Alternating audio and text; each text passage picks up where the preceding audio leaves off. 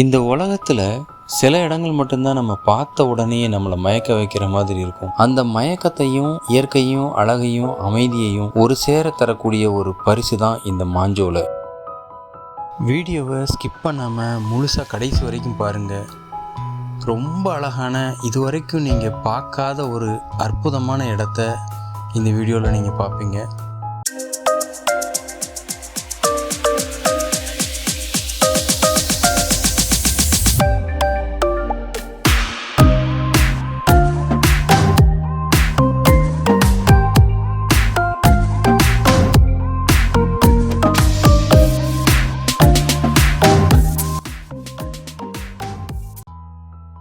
Forest check போஸ்ட்டோட ஃபார்மாலிட்டிஸை முடிச்சுட்டு நம்மளோட பயணத்தை ஆரம்பிச்சிட்டோம். மாஞ்சோலை எங்கே இருக்குதுன்னு பார்த்தீங்கன்னா, திருநெல்வேலி மாவட்டத்தில் இருக்கிற மேற்கு தொடர்ச்சி மலையில் ஒரு பகுதியாக இந்த மாஞ்சோலை இருக்குது. Kalakkad Mundanthurai tiger reserve forest அவங்களோட கண்ட்ரோலில் இந்த இடம் இருக்குது. மணிமுத்தாறு ஃபால்ஸு ரொம்ப அழகான ஃபால்ஸு, அடர்ந்த காட்டுக்கு நடுவில் இருக்குது. இது மணிமுத்தாறு நீர்த்தேக்கத்துக்கு பின்னாடி ஒரு மலை வாய்க்கால் வழியாக கொட்டுற ஒரு அருவி. தண்ணி ரொம்ப சில்லுன்னும் குடிக்கிறதுக்கு ரொம்ப நல்லாவும் இருக்கும். நிறைய மூலிகைகள் எல்லாம் அது கடந்து வருது.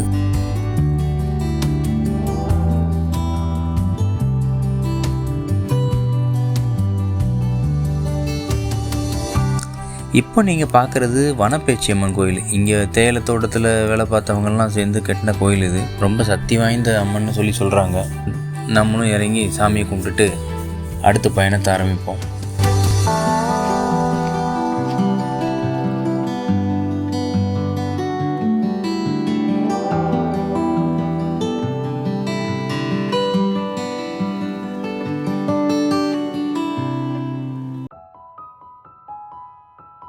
இப்போ இந்த தேயிலை தோட்டத்தில் வேலை பார்த்தவங்கெல்லாம் வாழ்ந்த வீடு சும்மா தான் இருக்குது. நிறைய பேர் இங்கே காலி பண்ணி போயிட்டாங்க. ஒரு சிலர் மட்டும்தான் இப்போதைக்கு இங்கே இருக்காங்க.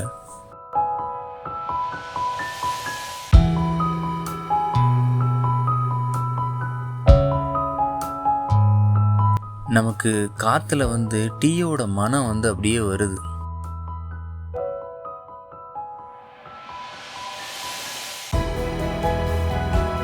இதுதான் டீ ஷாப்பு. இங்கே 2-3 கடைகள்லாம் இருந்திருக்கு. இப்போ இந்த ஒரு கடை மட்டும்தான் இங்கே இருக்குது. அதுவும் இன்னும் கொஞ்ச நாள் மட்டும்தான் இருக்கும்.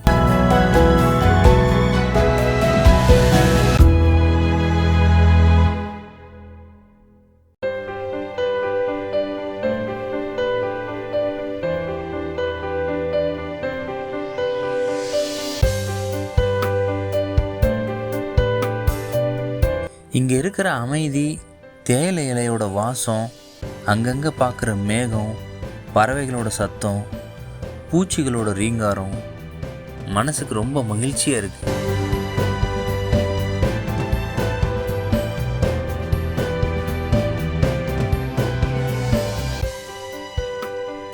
மாஞ்சோலையோட வரலாறு என்னன்னு பார்த்தீங்கன்னா, திருவனந்தபுரம் திருவாங்கூர் இளவரசர் மார்த்தாண்டவர்மருக்கும் அவரது உறவினரான 8 வீட்டு பிள்ளைக்கும் 1700 சண்டை நடந்திருக்கு. அப்போ அந்த சண்டையில் 8 வீட்டு பிள்ளைமார் அவங்க ஆட்சி அதிகாரத்தை கைப்பற்றிட்டாங்க. அப்போ அந்த இளவரசருக்கும் அவரோட அம்மாவுக்கும் உயிருக்கு பாதுகாப்பு இல்லைங்கிறதுனால காட்டுக்குள்ள தலைமுறை. இந்த காட்டோட மறுபக்கம் பார்த்தீங்கன்னா, கலிடக்குறிச்சிக்கு பக்கத்தில் இருக்க சிங்கம்பட்டி ஜமீன் அவங்களோட அறிமுகம் இவருக்கு கிடைச்சிருக்கு. ஸோ நடந்த விஷயங்கள் எல்லாம் சொல்லி சிங்கம்பட்டி ஜமீன்கிட்ட உதவி கேட்டிருக்காரு. சிங்கம்பட்டி ஜமீன் உதவியோட பெரும் படையோட போயிட்டு சண்டை போட்டு 1730 ஆட்சியை மறுபடியும் கைப்பற்றியிருக்காரு. அப்போ மார்த்தாண்டவர்மன் என்ன பண்ணியிருக்காருன்னா, அதுக்கு பதிலாக சிங்கம்பட்டி ஜமீனுக்கு ஏதாவது பண்ணணுமேனு நினைக்கிற நேரத்தில் அந்த சிங்கம்பட்டி ஜமீன் இளவரசர் நல்ல புலிக்குட்டி இறந்து போயிடுறாரு. ஸோ அவருக்காக ஏதாவது பண்ணணுமே அப்படின்னு சொல்லிட்டு அந்த மலையில் இருக்கிற 74,000 ஏக்கரை தானமாக கொடுத்துருக்காரு. அப்போதுலேருந்து அது சிங்கம்பட்டி ஜமீனோட எஸ்டேட்டாக மாறி இருக்கு. இந்த நிலையில் பார்த்தீங்கன்னா, சிங்கம்பட்டியில்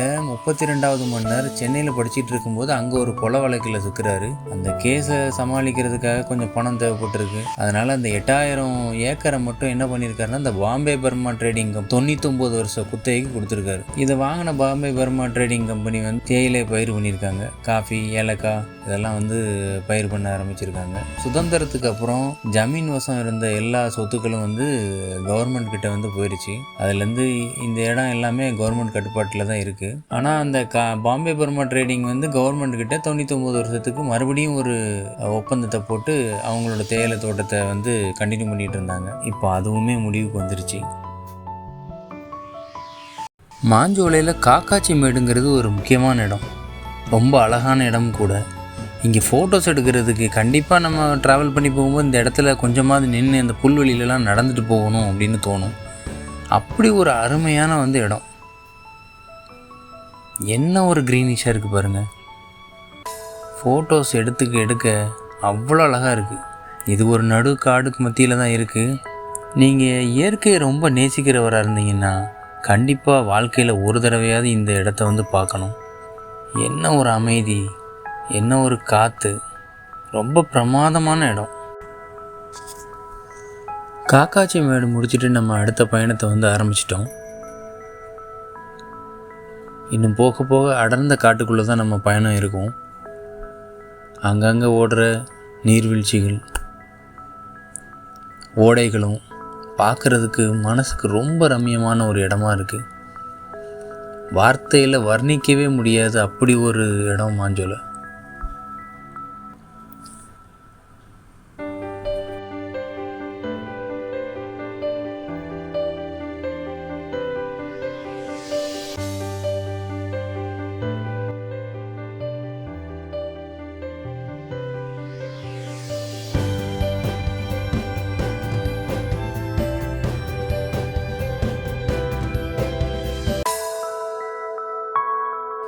இப்படி ஒரு கொய்யா பழத்தை இதுக்கு முன்னாடி எங்கேயும் பார்த்ததில்லை. ஒரு வித்தியாசமான கலரில் இருந்தது. இது கொஞ்சம் புளிப்பாகவும் இனிப்பாகவும் இருந்தது. வேறு எங்கேயும் இந்த ஒரு கொய்யா பழத்தை நாங்கள் பார்த்ததில்லை.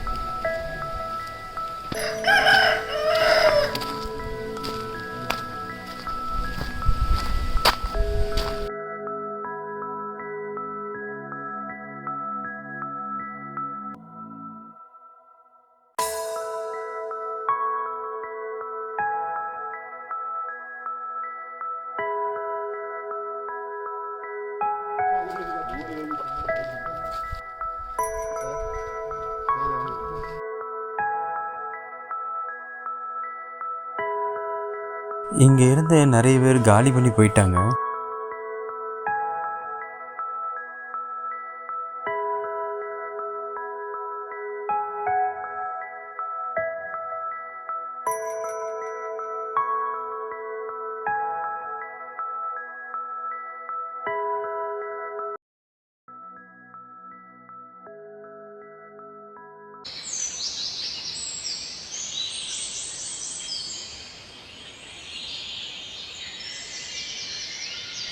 டைம் இப்போ ஒரு 12:30 ஆகுது. எப்படி இருக்குது பாருங்கள் கிளைமேட்டு.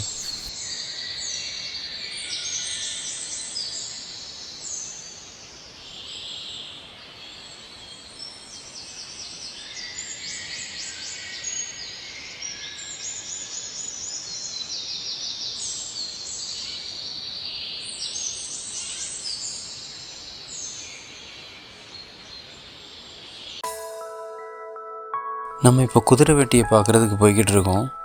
இந்த இடத்துலலாம் இனிமேல் வனவிலங்குகளோட நடமாட்டம் அதிகமாயிரும்.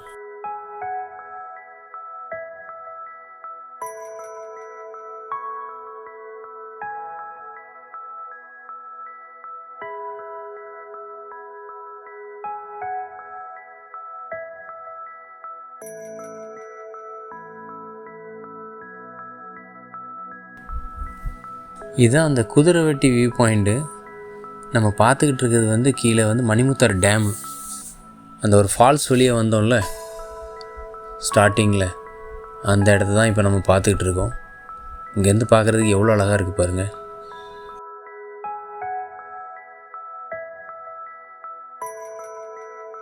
இதுதான் குதிரைவெட்டியோட 320 டிகிரி நம்ம வந்து பார்க்குறோம்.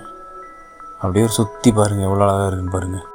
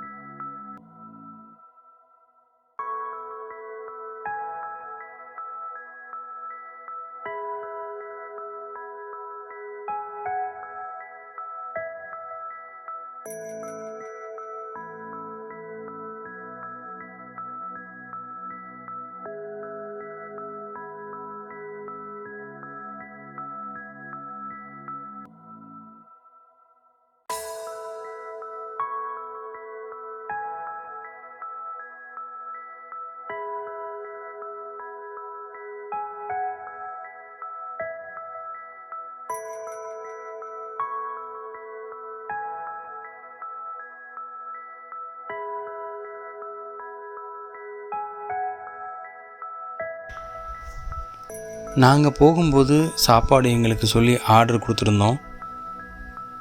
அங்கே விளையிற மிளகுல செஞ்ச ஒரு சிக்கன் குழம்பு அவ்வளோ ஒரு அழகாக வச்சுருந்தாங்க.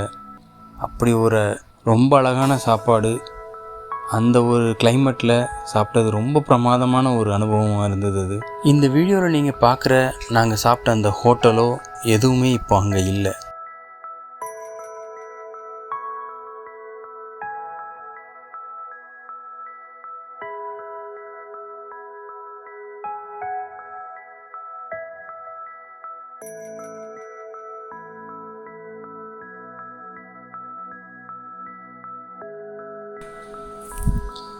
நீங்கள் பார்க்குற இந்த இடம் வந்து நாகப்பொதிகைன்னு சொல்லுவாங்க. தாமிரபரணி உற்பத்தியாகி வந்துக்கிட்டு இருக்கக்கூடிய இடம்.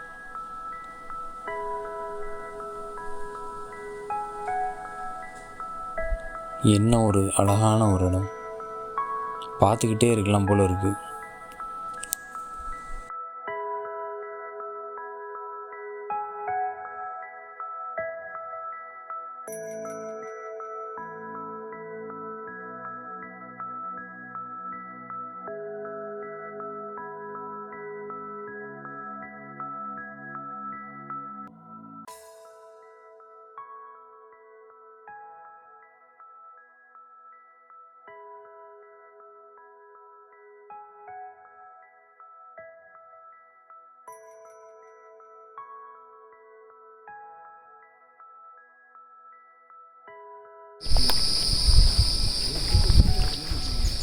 இந்த இடத்துலலாம் முன்னாடி வந்து தேயிலை பறிச்சிருக்காங்கன்னு.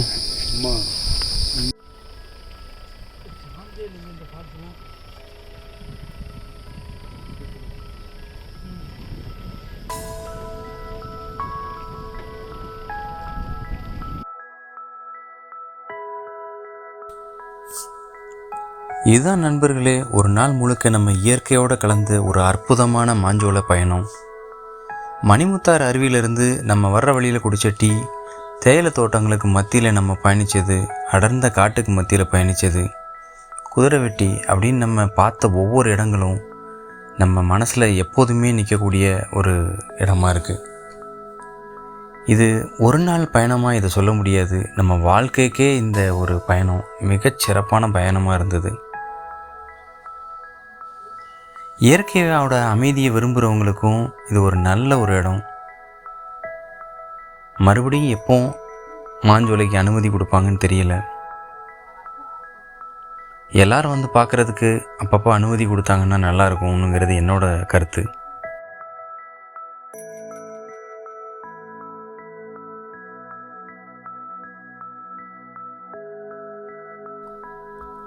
இந்த வீடியோ உங்களுக்கு பிடிச்சிருந்துன்னா லைக் பண்ணுங்கள், உங்கள் ஃப்ரெண்ட்ஸ் அண்ட் ஃபேமிலிக்கு ஷேர் பண்ணுங்கள். இன்னும் இப்படியாக பயண வீடியோக்களுக்கு மறக்காமல் சப்ஸ்கிரைப் பண்ணி வச்சுக்கோங்க.